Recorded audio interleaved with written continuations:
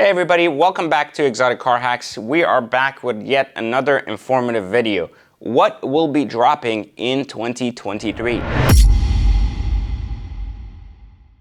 A big question I get all the time, what should we be anticipating should be happening to the exotic car industry? Now, I've given you multiple market updates about why I believe some specific cars are destined to come down and others are going to stay up. We're going to look specifically at this for 2023. It's not really a prediction list because we're going to have that as well about some of the models you want to be looking at that I want to keep a close eye on going forward. However, for now, one of the things I want to talk about is how do we gauge what will drop, what will not drop, and why does that make or not make sense? So let's understand something that we went through. We went through a period of high inflation.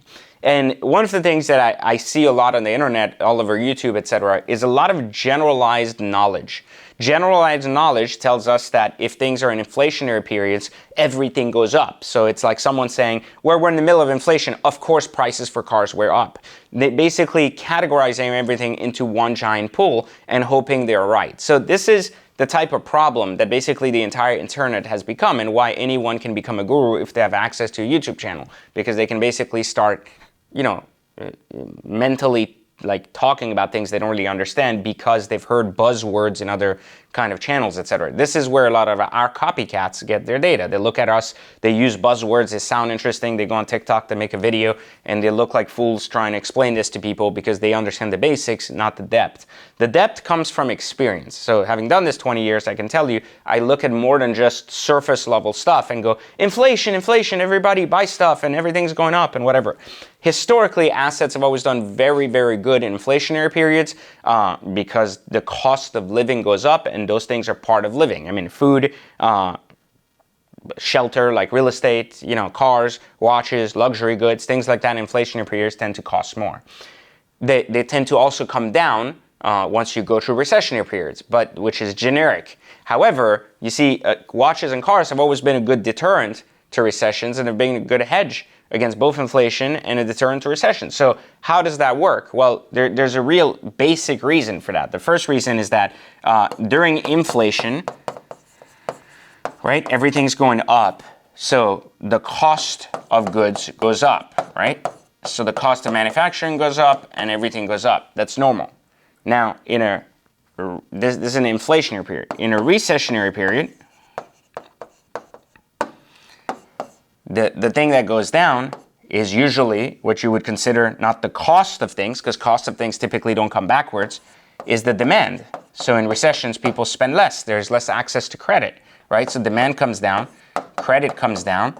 So what that means is in America, the use and the capacity to buy more just slowly starts to pull back. That's the goal. That's what's supposed to happen in recessions. You're supposed to have a settlement of all that inflation, this back and forth thing going on, right? That is what a healthy economy really typically looks like. So this is what is supposed to happen. Now, what happens with luxury assets, though, is that we have something where we call, basically when you get rich, you'll figure this out, is where is the money going?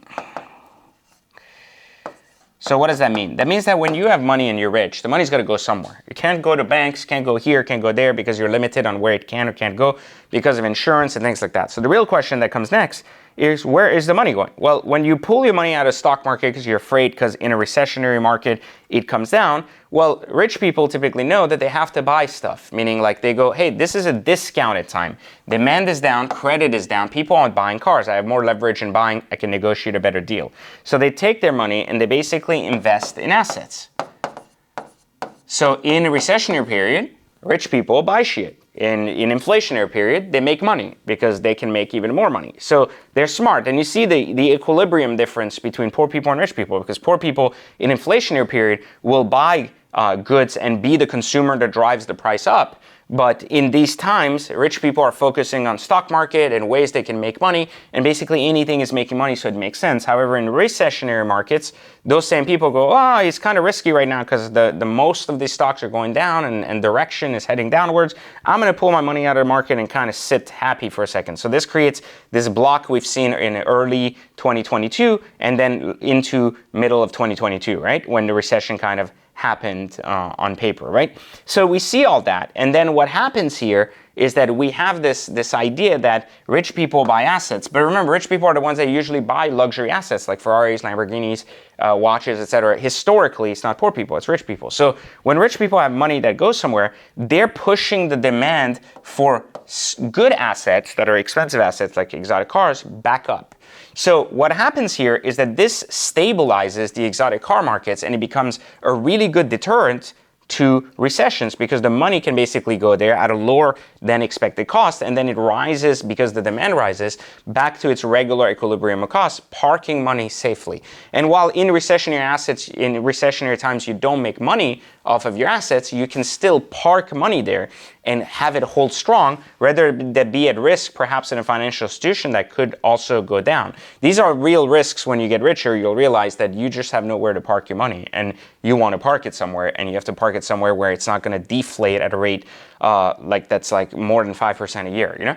So the point I'm trying to say here is that that's one of the things you have to understand in order to understand this next step. So this is important. Now let's get to this next thing. So what will drop, what will not drop? Well, simply put, we've seen the car market start to again stabilize itself, right? Like, meaning we've seen kind of this reversing of up, because as I explained in my last video, dealers are buying over and over and over and over each other. So now consumers are buying, and consumers are negotiators. So they're going for it. What is going to happen though, there's something a lot of people aren't talking about. And this is what we call the end of era collectibility. So you see, the end of era, that they've talked about, which is the idea that gasoline cars, right? Gas-powered cars, 6 speeds, cars that make noise, all of these things are going away. We kind of know this. This isn't news. So the end of this era is happening. The last era ending was the last of the 6 speeds, the last of the air-cooled and into the water-cooled and so on and so forth. So all that stuff. And we've seen what happened in these markets. So they've gone up. Like, people still want these things. They're collectibles and so on and so forth. So gas price, all this stuff is basically like there's a real purist kind of collector mindset there that will tell you like, hey, listen, this stuff is going away and it's probably not coming back ever.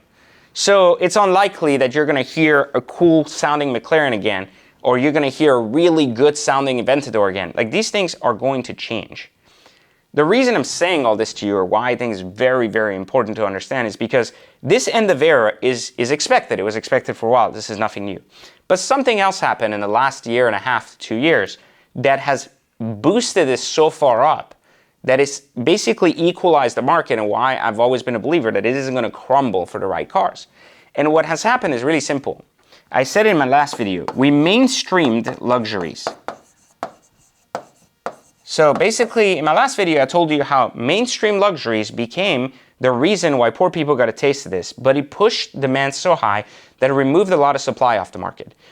What happened during this mainstream luxury event is it pushed wealthy people who typically were buying Uruses to say, well, wait, my neighbor's buying an Urus and he's not even rich, so I'm going to go buy a Cullinan. And it's pushed people up. What used to be considered a very hot car at a regular Cars and Coffee event, which was a beautiful McLaren 720S, is now the poverty line. And now, unless you have $1 million car, you're basically not really in the exotic line anymore. So that shift that occurred, it basically pushed people up. Well, here's what happens to the upside of things. Once you start getting to that 500K and above level, there's even more limited inventory. And that inventory has now gone in the hands of people who don't struggle from recessions and who understand that there's a real end of era collectibility to their asset. And what's happening is that there is no replacement ahead of a better asset. So what they've decided to do is, instead of constantly flipping for the next best thing, they're doing something that is going to stabilize some of those markets, and it's called holding on. It's really simple. They're holding on to their assets instead of getting them back. You saw this transition. Oh, I have a 720. I'm going to trade it for a 765. Well, 765's not there, so I have to keep my 720. Well, there's no replacement of 720 for 3 years. Okay, I'll keep my 720. Is the replacement of 720 really better? I don't know. It's a hybrid. Maybe that is the last 720 that's gas power. Maybe I should just keep it. So I don't know. So what I'm saying is these things are creating doubt, and it's backed by something even greater. The lease programs are basically gone. So there's really now no longer a real benefit to getting a better deal leasing. So you also have those guys who are like, well, I was going to return my car and get a new lease. Sorry, we're not doing that because we don't have cars to give you. You got to order a car and wait 9 months. Ooh, so let me just hang on to my lease and I'll just keep making my payment. And I'll just refinance my lease.